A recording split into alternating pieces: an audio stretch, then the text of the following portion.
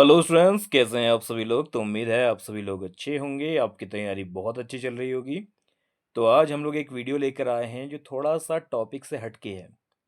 ये है कि उत्तराखंड लोक सेवा आयोग की जो परीक्षाएं होती हैं, क्या उसमें हिंदी माध्यम का सिलेक्शन होता है कि नहीं होता है। ये वैसे हम लोग का भी टॉपिक था नहीं आने वाला, लेकिन क्या हुआ, कल मुझे मैंने बात की एक छात्र से, तो उनका कहना था कि उन्होंने 2021 में मेंस लिखा, 2024 में मेंस लिखा, और 2021 वाले मेंस में उनका नहीं हुआ, और 24 में भी उनको ये डर लग रहा है कि उनका नहीं होगा। और कारण क्या था, उन्हें लग रहा है इसलिए उनका नहीं होगा क्योंकि वो हिंदी मीडियम के हैं। उनके बहुत सारे परिचित ऐसे हैं जो हिंदी माध्यम के थे और उनका सिलेक्शन नहीं हुआ, केवल हिंदी के कारण नहीं हुआ। तो आज हम लोग इसको समझने का प्रयास करेंगे, क्या हिंदी मीडियम वालों का सिलेक्शन उत्तराखंड लोक सेवा आयोग या आईएएस की परीक्षा या किसी अन्य परीक्षा में होता है कि नहीं होता है। ठीक है, आप पिछले कुछ सालों में सुन रहे होगे, आपने देखा होगा ये बहस बहुत चलती है। खासकर जो हिंदी बेल्ट है वहाँ पे बहुत चलती है कि भाई हम लोग का सिलेक्शन इसलिए नहीं हो रहा क्योंकि हम लोग को हिंदी में लिखते हैं हम लोग, और हम लोग की कॉपी प्रॉपर चेक नहीं होती, आदि आदि बहुत सारी समस्याएं गिनाई जाती हैं। क्या ऐसा है वास्तव में, उसको हम लोग देखेंगे। पिछले 10-20 सालों का अगर आप यूपीएससी का रिजल्ट उठाकर देखो तो टॉप 10 में कोई भी स्टूडेंट मेरे ख्याल में नहीं आया है। सबसे ज़्यादा जो रैंक आई है 18 या 19 रैंक थी, रवि कुमार सिहाग की थी। उनकी रैंक शायद 19 या 20 आई थी, 18 या 19 आई थी। बस उसके अलावा हिंदी माध्यम में नहीं आती है। ठीक है, तो उसके कारण बहुत सारे हैं। ये तो मानना पड़ेगा कि हिंदी माध्यम में सिलेक्शन लेना आसान नहीं है और हिंदी माध्यम में सिलेक्शन कम होता है। ये एक फैक्ट है, इसको नकारा नहीं जा सकता। ठीक है, लेकिन कारण क्या है। ठीक है, ये भी तो देखना पड़ेगा। अगर आप हिंदी माध्यम से पेपर दे रहे हो तो उन कमियों पर भी तो काम करना पड़ेगा जिसकी वजह से आपका सिलेक्शन नहीं हो पा रहा है। क्या आयोग आपसे भेदभाव करता है या आपके अंदर ही कुछ कमियां हैं, उसको देखने का हम लोग प्रयास करेंगे। ठीक है, सबसे पहली बात क्या है कि हिंदी मीडियम का इसीलिए सिलेक्शन कम होता है क्योंकि हिंदी मीडियम स्टूडेंट्स बहुत कम है। वर्तमान समय में जब मैं कोई वीडियो बनाता हूँ या जब मैं बच्चों से बात करता हूँ तो 10 में से अभी भी ये स्थिति है कि कम से कम 6 या 7 बच्चे जो होते हैं अंग्रेजी के ही होते हैं। करीब 4-5 बच्चे जो हैं हिंदी के होते हैं। कारण क्या हुआ, पिछले कुछ सालों में हमारी आर्थिक स्थिति बहुत अच्छी हुई, महानगरों की तरफ पलायन हुआ। तो जो बच्चे पहाड़ से आते हैं वही, जिनके पास ऐसे रिसोर्सेस नहीं होंगे, सामाजिक आर्थिक स्थिति इस प्रकार की नहीं होगी, वही आपके हिंदी माध्यम में पढ़ रहे हैं। अदरवाइज जिस व्यक्ति के पास थोड़ा बहुत भी रिसोर्सेस हैं वो यही चाहेगा कि उसका बच्चा अंग्रेजी माध्यम में पढ़े। तो अंग्रेजी माध्यम में पढ़ने वाले बच्चों की जो संख्या है वो ज़्यादा होने की वजह से अंग्रेजी माध्यम के बच्चों का ही सिलेक्शन ज़्यादा हो रहा है। पहला चीज़ तो यह है। दूसरी चीज़ क्या है कि हिंदी मीडियम के जो बच्चे हैं वो तैयारी कम करते हैं। कारण क्या है, ऐसी पृष्ठभूमि से अधिकतर बच्चे आते हैं सरकारी स्कूलों में पढ़ने वाले जिनकी आर्थिक स्थिति बहुत अच्छी नहीं होती। तो वो बहुत छोटे छोटे ऑप्शंस पकड़ते हैं, जैसे आईटीआई कर ली, कोई डिप्लोमा कर लिया, या फिर आपका कुछ नहीं हुआ तो आर्मी में चले गए। तो इस तरह की पृष्ठभूमि के बच्चे होते हैं, तो इतना बड़ा ख्वाब देख ही नहीं पाते कि भाई मैं आईएएस बनूंगा, मैं पीसीएस बनूंगा। इतना बड़ा ख्वाब उनके आंखों से बहुत दूर होता है। तो इस कारण से कम बच्चे तैयारी की तरफ जाते हैं। और खासकर लड़कियों पे फिर और रिस्ट्रिक्शंस होती हैं कि भाई तुम कहाँ तैयारी करोगी, जितना तुम्हारी तैयारी में पैसा लगेंगे उतने में तुम्हारी शादी कर देंगे। ठीक है, तो इस तरह की रिस्ट्रिक्शन की वजह से क्या होता है कि हिंदी माध्यम में बच्चे आते ही कम है। जो क्रीम है वो तो बेचारा यहाँ वहाँ चला जा रहा है। उस क्रीम को तो ये होता है कि किस तरीके से बीएड वीएड करके टीचर बन जाए तो बहुत है। ठीक, तो इस वजह से आईएएस पीसीएस तक वो सोच ही नहीं पाता। उसके बाद कुछ और कारण भी हैं, कुछ आपकी भी कमियां हैं। पहली चीज क्या है, हिंदी में पढ़ना बहुत मुश्किल है। कारण क्या है, क्योंकि आप अगर करंट देखोगे तो सारा का सारा करंट इंग्लिश में ही है।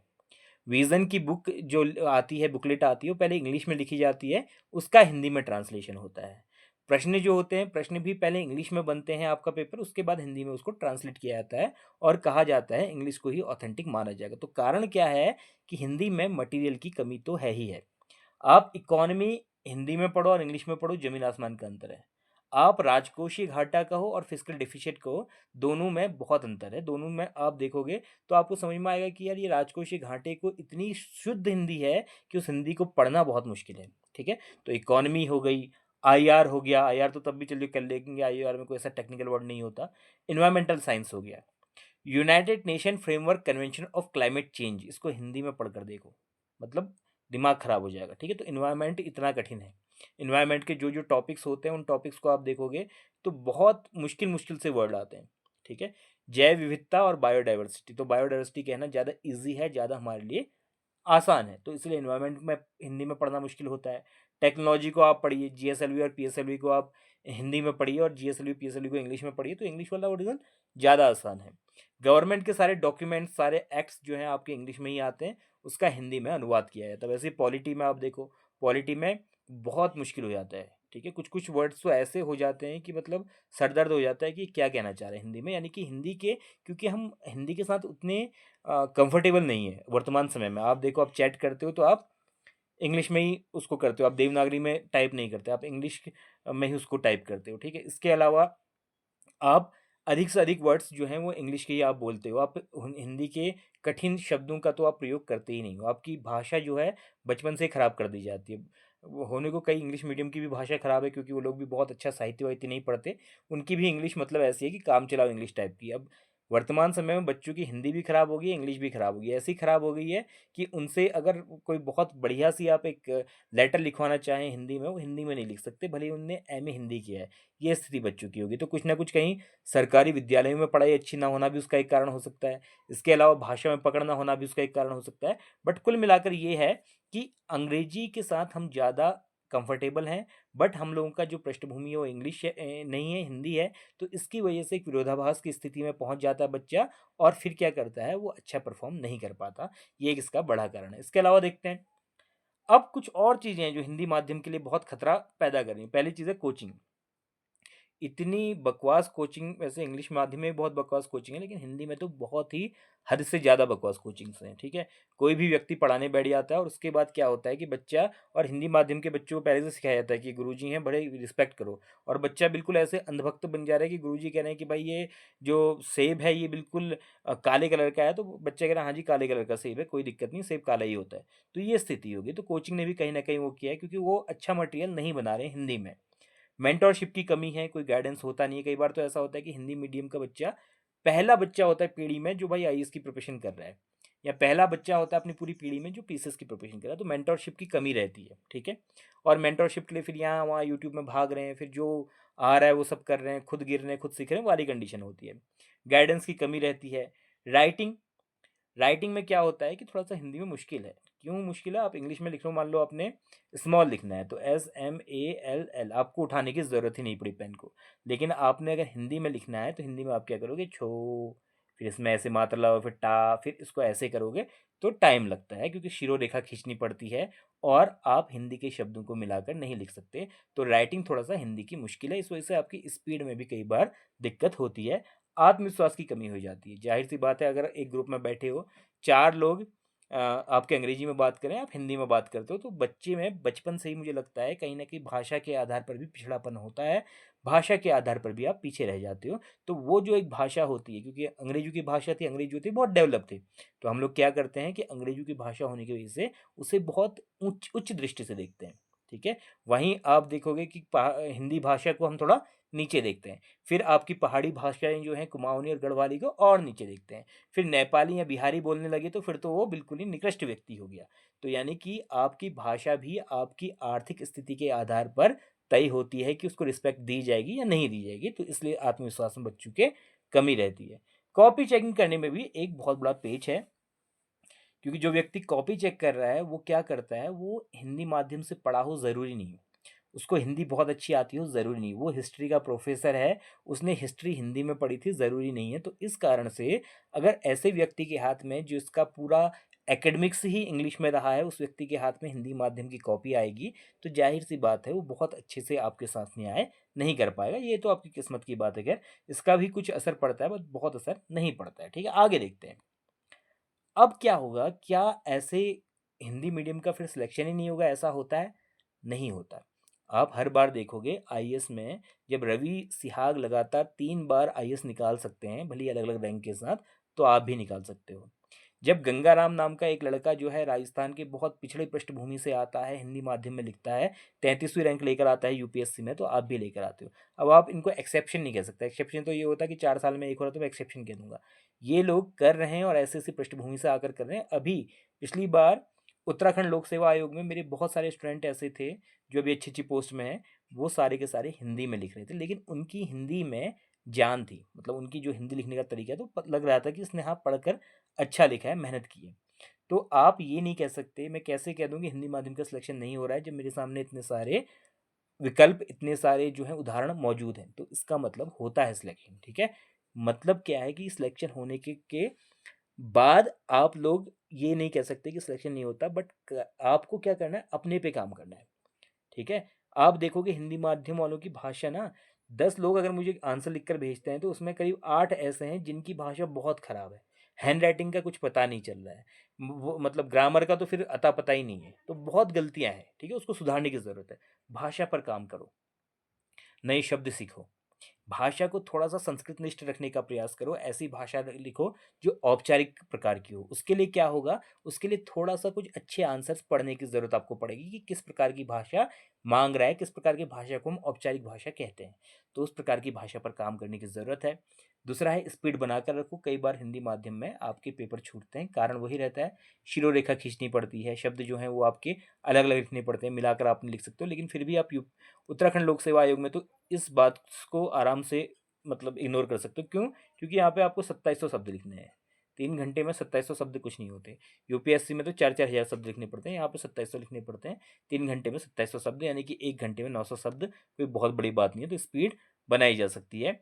अच्छे सोर्सेज़ पढ़ो, यानी कि ऐसी किताबें पढ़ो जहाँ पर आपकी बहुत अच्छी भाषा लिखी गई हो। जैसे उदाहरण के तौर पर मैंने देखा कि हिंदी माध्यम के लिए जो विज़न के करंट अफ़ेयर होता है, उसमें भाषा बहुत अच्छी है।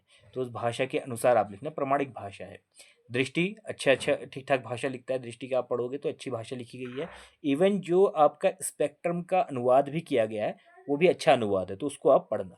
हर किसी से सलाह मत लो, हिंदी माध्यम को मैं ये कहना चाहूँगा भई मत लो सलाह हर किसी से। बहुत ही कॉन्फिडेंस जब आपका कम होता है ना, आप हर किसी को भगवान बनाए बैठे हो तो। आप यहाँ से भी ले रहे हो, ए सोर्स से भी सलाह ले रहे हो, बी सोर्स से भी सलाह ले रहे हो, सर हम क्या करें? सी से भी ले रहे हो कि मैं क्या करूँ? मत करो, ठीक है? जब आपके विश्वास बहुत सारे लोगों में होंगे तो इसका मतलब है कि आपका कोई विश्वास ही नहीं है, ठीक है? आप अंधविश्वासी हो गए हो, ठीक? तो हर किसी से सलाह मत लो। खुद पर विश्वास रखो, यहाँ पे मैंने खुद भाषा गलत लिख दी, मैं आपको क्या बता रहा हूँ, ये मैंने विश्वास लिख दिया, ये विश्वास है, ठीक है? तो विश्वास रखना बहुत ज़रूरी है। माध्यम का बहुत फ़र्क नहीं पड़ेगा, आपके चरित्र का, आपके दृष्टिकोण का, आपकी जो शिक्षा है, आपकी जो परिश्रम है, आपकी जो ज्ञान है, उस सब का इसमें असर पड़ेगा। तो विश्वास रखो, आप कर लोगे। ये विश्वास तभी आएगा जब अधिक से अधिक आप पढ़ना शुरू करोगे, अधिक से अधिक खुद पर मेहनत करोगे, खूब पढ़ो। देखो बच्चों, इसका कोई विकल्प नहीं है, ठीक है? आप ये मत सोचना कि मैं हिंदी माध्यम का हूँ तो मुझे पढ़ना नहीं पड़ेगा, या मैं इंग्लिश का हूँ तो मुझे बहुत मैं सुपर हो गया, मैं कर लूँगा आराम से। भाषा आज भी वाक़ई एक मतलब संचार का माध्यम है, ठीक है? तो भाषा से बहुत असर नहीं पड़ेगा। हो सकता है कि आपकी पहली रैंक आने वाली होगी, तीसरी रैंक आ जाएगी, वो बात मैं मान सकता हूँ। लेकिन ये नहीं होगा कि आप पहली रैंक डिज़र्व करते थे और आपको सिलेक्शन ही नहीं हुआ, ऐसा नहीं होगा भाषा के आधार पर, ठीक है? इंग्लिश में भी लिखो, कुछ चीज़ें इंग्लिश में भी करना स्टार्ट करो। जैसे किसी चीज़ का फुल फॉर्म है, ठीक है? मान लीजिए बिमस्टेक का फुल फॉर्म है। अब बिमस्टेक का फुल फॉर्म जो है इंग्लिश में ही पढ़ना शुरू करो, उसको हिंदी मत करना, ठीक है? Bay of Bengal initiative for multi sector technical economic corporation है तो उसको इंग्लिश में ही पढ़ो। ब्रिक्स जो है उसका इंग्लिश में ही पढ़ो। आसियान है उसका अंग्रेजी में ही पढ़ो। कोई टेक्निकल शब्द है तो उसको इंग्लिश में ही पढ़ना है। माइटोकॉन्ड्रिया का हिंदी मत खोजने लग जाना है कि अब इसका हिंदी में क्या करूँ, ठीक है? अब सेल है जैसे सेल वॉल होती है तो उसको कोशिका भित्ति कह सकते हो, बट ठीक है, लेकिन फिर भी सेल वॉल कहोगे तो ज़्यादा अप्रोप्रिएट लगेगा क्योंकि वो रोज़मर्रा की ज़िंदगी में आ चुकी है वो चीज़, ठीक है? वैसे ही कोई नवीन टेक्नोलॉजी होती है, पीएसएलवी, जीएसएलवी है, उसका फुल फॉर्म पढ़ना है तो इंग्लिश में ही पढ़ना, हिंदी में मत पढ़ना, इस तरह की चीज़ें, ठीक है? एनवायरनमेंट से रिलेटेड हैं, कोई कन्वेंशन हुआ है तो अंग्रेजी में ही सही रहेगा, ठीक? कोई डॉक्यूमेंट आ रहा है तो उसमें बहुत सारे शब्द जो होते हैं वो इंग्लिश में आते हैं तो उनको इंग्लिश में ही करना है। जीडीपी को जीडीपी लिखना है, ठीक है? उसको मतलब उसका हिंदी करने की कोशिश मत करना। इस तरह की कोशिश से क्या होता है, एक तो टाइम वेस्ट होगा, दूसरी चीज़ क्या होती है कि बहुत वो कई बार एग्ज़ामिनर को समझ में नहीं आती। आपने तो कर दिया कहीं से ढूँढ-ढूँढ के, लेकिन वो एग्ज़ामिनर नहीं समझ पाता है। तो को ऐसी चीज़ें जिनके लिए हम बहुत फ्रेंडली हो गए हैं अंग्रेजी में, उसका हिंदी में अनुवाद करने का एक मतलब बेकार सा प्रयास मत करना। ये आपके लिए कुछ चीज़ें हैं और आपका होता है सिलेक्शन। जिनसे मेरी बात हुई थी उन्होंने बताया कि सर मेरा पिछली बार नहीं हुआ था, इस बार भी मुझे लगता है कि नहीं हो पाएगा क्योंकि मेरी भाषा ख़राब है, तो मैं अगली बार भाषा ही चेंज कर दूँगा, मैं अंग्रेजी में लिखूँगा। मत करना। तुम्हें जब थॉट्स ही हिंदी में आते हैं, जब हिंदी में ही तुम कंफर्टेबल हो तो फिर अंग्रेजी में क्यों जा रहे हो? फिर जाओगे 2-3 साल फिर अंग्रेजी सीखने में लगाओगे, फिर तब तक क्या होगा, डिप्रेशन में चले जाओगे, एक दिन सोचोगे कि मैं अब पेपर ही नहीं देता हूँ। तो इस तरह की चीज़ें मत करना। जल्दी मिलेंगे एक नई वीडियो के साथ, तब तक के लिए आप लोग अपना ध्यान रखें। अब एक बच्चे मुझसे कह रहे थे कि एक लोअर के लिए बनाइएगा, तो जल्दी ही मैं लोअर के लिए और अपर के जो बाकी बचे हुए पेपर हैं, दूसरा, तीसरा, चौथा, उनके लिए एक वीडियो लेकर आऊँगा और कुछ फिर बाद में बात करेंगे कुछ इंपॉर्टेंट टॉपिक्स पे आदि-आदि। तो जल्दी ही मिलेंगे एक नई वीडियो के साथ, तब तक के लिए ध्यान रखें आप लोग। धन्यवाद।